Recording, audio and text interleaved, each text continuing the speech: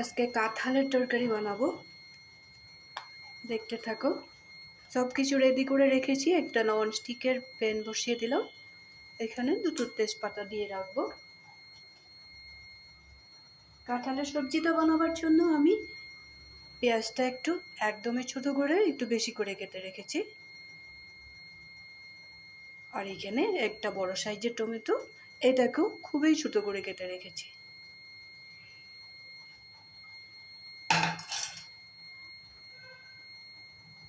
এখানে আমি কাঁঠালটা এই সাইজের টুকরা করে আমি ভাপিয়ে রেখেছি বলতে প্রায় বয়েল হয়ে গেছে, এই ধরনের বয়েল করে নিয়েছি। এইভাবে বয়েল করে যদি রাখি খেতেও স্বাদ হয় আর রানতেও খুব কম সময় লাগে। সাথে দিব একটু আলু সিদ্ধ করে রেখেছি। এখন আমি প্রথমে দেখাবো আমি কাঁঠালের তরকারিটা সরষের তেল দিয়ে রান্না করব। তেলটা দিয়ে দিলাম, তেজপাতা দিয়ে দিলাম,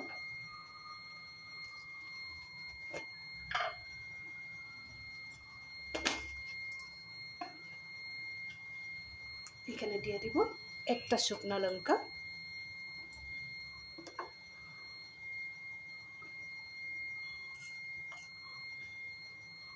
একটু কালো জিরা দিয়ে দেব,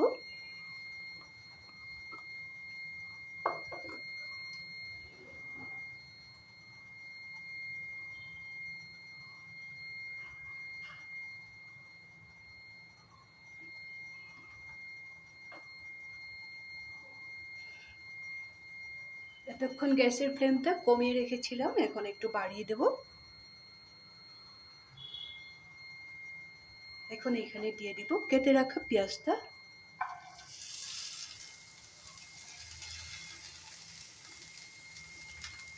সাথে টমেটোটাও দিয়ে দেব।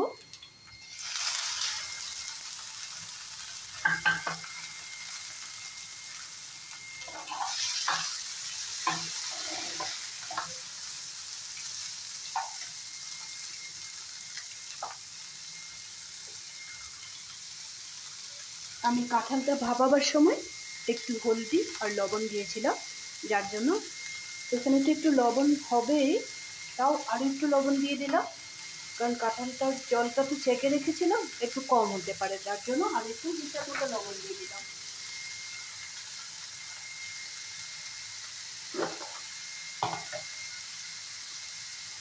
এখন এইখানে মশলা দিব কালারের জন্য সামান্য পরিমাণে কাশ্মীরি লঙ্কার গুঁড়া দিয়ে দেব, একটু জিরা গুঁড়া, একদম কম পরিমাণে, খুব বেশি নয়। একটু দিয়ে দেব ধনিয়া গুঁড়া, হলদি পাউডার, আর এই জিনিসটাই সবচেয়ে দরকারি গোলমরিচের পাউডারটা দিয়ে দেব, নাহলে টেস্ট হবে না। ব্যাস, মশলা আমার দেওয়া হয়ে গেল।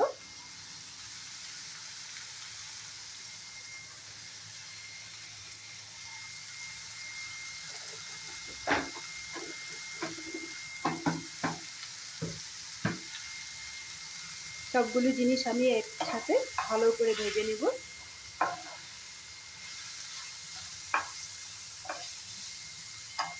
এক মিনিটের মতো আমি ভেজে নেব। এখানে আমি রেখেছি কাঁচা লঙ্কা, রসুন, আদা, এটাকে আমি আধা বাটা করে নেব, পুরো পেস্ট করব না, তো আধা বাটা করব।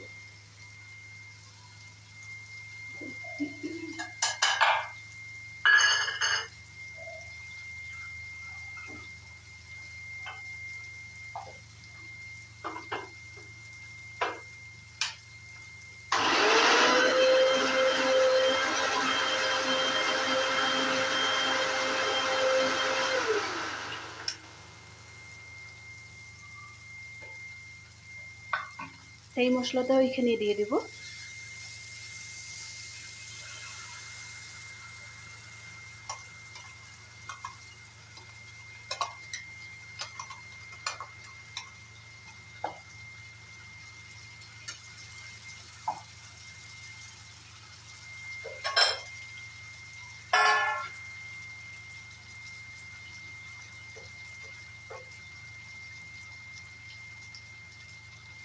এখন এখানে দিয়ে দেব বড় বড় করে সিদ্ধ করে রেখেছি এই আলুটা, পুরা সিদ্ধ হয়ে গেছে। এই আলুটা এখানে দিয়ে দেব, আরও একটু সময় রান্না করে নেব। মশলাটা আলুর সাথে খুব সুন্দর করে ফ্রাই করে নিল। এখন এখানে দিয়ে দিব বয়েল করে রাখা কাঁঠালের টুকরাগুলো।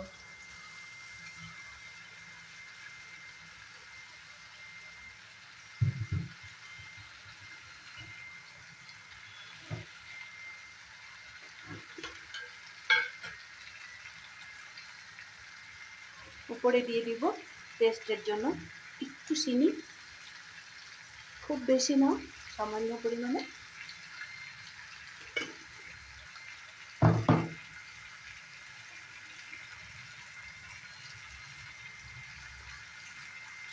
খুব কম পরিমাণে দিব একটু নারকেলের পাউডার।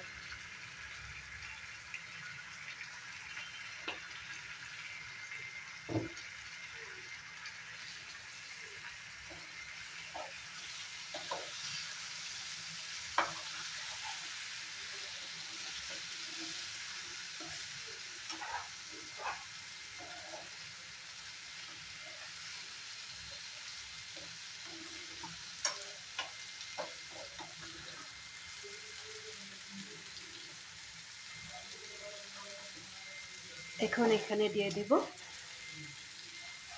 ফুটানো একটু গরম জল।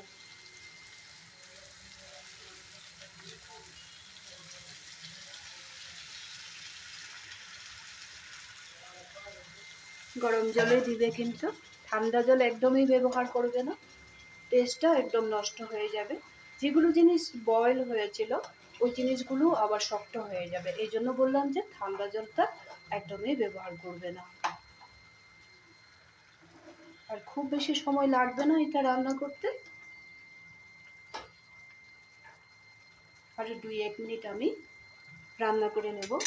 এখন আমি একটু ঢাকা দিয়ে রাখবো, আবার 2 মিনিট বাদে ফিরে আসছি। ঢাকনাটা তুলে একবার দেখে নেব।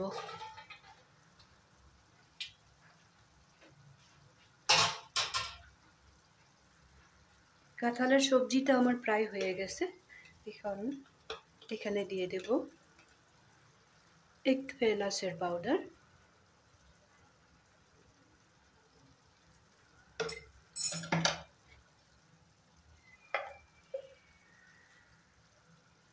একটু ঘি দিয়ে দিব,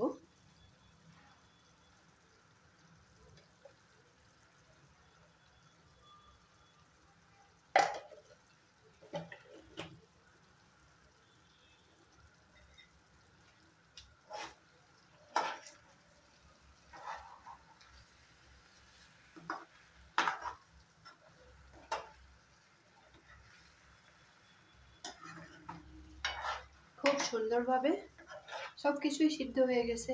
আলু, কাঁঠালটা তো আগেই সিদ্ধ হয়ে আসছিল।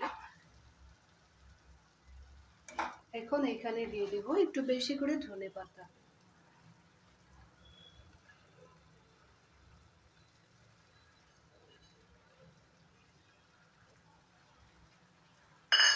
এখন আমি গ্যাসের ফ্লেমটা অফ করে দেব, একটু ঠান্ডা হয়ে গেলে নামিয়ে রাখবো। তোমাদের এই কাঁঠালের রেসিপিটা কেমন লাগলো তোমরাও এভাবে বাড়িতে বানাবে। যদি বাড়িতে নারকেল থাকে একটু নারকেল পেস্ট করে দেবে, না তো এরকম গুঁড়াও দিতে পারো, গুঁড়াও পাওয়া যায়, পেস্ট করেও দিতে পারো, টেস্টটা খুবই বেশি ভালো হয়। এইভাবেই বানাবে, আমি যেইভাবে দেখিয়ে দিয়েছি নিশ্চয়ই এইভাবে বানাও নাই, একবার বানিয়ে দেখবে, খাবে, কমেন্ট করে বলবে, লাইক শেয়ার করতে ভুলবে না। যদি ভালো লেগে থাকে তো নিশ্চয়ই কমেন্ট করবে, আমি জানি। তাহলে ভালো থাকবে, সুস্থ থাকবে, আজকের জন্য রাখি।